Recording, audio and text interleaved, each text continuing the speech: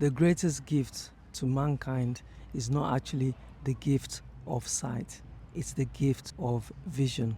Oxford Dictionary defines vision as the ability to think or plan for the future using imagination or wisdom. Hi guys, and welcome back to my channel. My name is Mojo, and today we'll be looking at vision, which comes from chapter 2 of my book, Unleash Your Business Mojo. Now, vision is at the heart of everything we do. Without a vision, we perish. We need to have an idea of where it is we want to go. Now, if you take a look around you, you'll see that almost everything was once someone's vision, whether that's the bed, the couch, the TV, even these smartphones, YouTube, any of the social media platforms were once someone's vision. Even this result I'm staying at was once someone's vision. So it is important for us to have an idea of where it is we want to go. Now, last week I got you to do a SWOT analysis, looking at your passions, what you're good at, what you enjoy doing. Now, this week we're going to take it a step further and start to see where it's possible to go. Because come on, not having a vision is like getting in a car with no idea of where you are headed. A vision is like a roadmap for our lives. It helps you to check exactly where you are at each spot and see if you need to change course, pivot, or do something different, but it keeps you on track. A man without a vision, i.e. a man with no goal and purpose, is a frustrated man.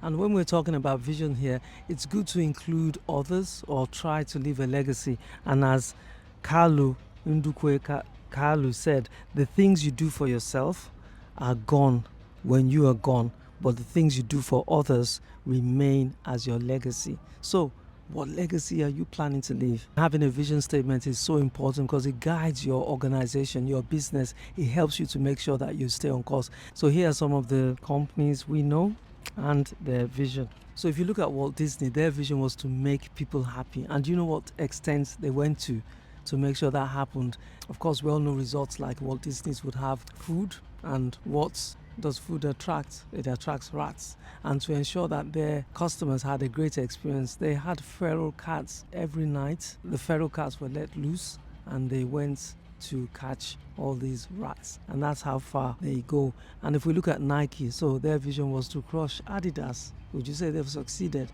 Even if they hadn't, it's helped them to get to where they are, using that as their motivating factor. Now, what's your vision?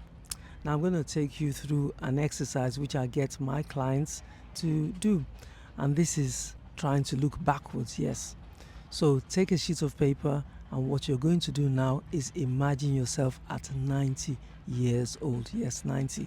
So at 90, you've decided to throw a party, and at this party you're going to be approached by a reporter who's going to ask you about your life, and they're going to ask you 3 questions. Now, what I want you to think about is this. Think about the business, think about all the awards, achievements. I want you to think about your stakeholders.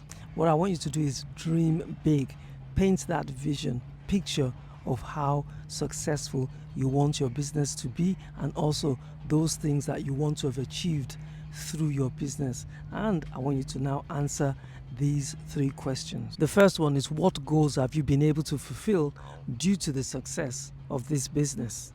So I want you to look at your financial investments, your travel, the kind of freedom you've been able to have, maybe give up your 9 to 5, your fitness goals, have the time to do yoga, meditate. And also I want you to look at your relationships with family, with friends. How has that fared? This is you. Remember, this is you at 90. You're looking back, and these questions you have to answer now as if you are 90. And then you move on to the second question. Now, what difference has your business made to your community, to your stakeholders, to your family, to your friends, to the customers? What is that legacy? What does that look like? So you need to be able to answer these questions as if you are 90. Now, the final one is, yes, points back to legacy. How would you like to be remembered? What would you want people to say about you after you've left? Will it be someone who's helped people, a philanthropist who's built things? What are some of the dreams you would want to do to give back to the society? You know what Muhammad Ali said about giving back is the rent we pay for being part of this world. So what would you like to be remembered for? Would you want to set up a charity, maybe help the less fortunate, educate people? I know a sister who set up a small organization where she takes women around the world. Yes, and you might think, is that a legacy? It is a legacy. So a lot of these women would never have had the opportunity, or even if they'd had the opportunity, would not have gone to some of the places that she's been able to take these women to. That's a great legacy. And she knows that her business is definitely making a difference to these women. Now, when you've answered all of those 3 questions, I want you to start implementing that, because that would be your North Star. That would then be your vision. What exactly you plan to do with the rest of your life. And go back to my first video and look at that, because it's what's stopping you. So now that you've written down the answers to these 3 questions, remember, today is the youngest that you'll ever be, and tomorrow isn't promised. Yeah, thank you for watching. Don't forget to like, subscribe, and give this video a thumbs up, and I shall see you next week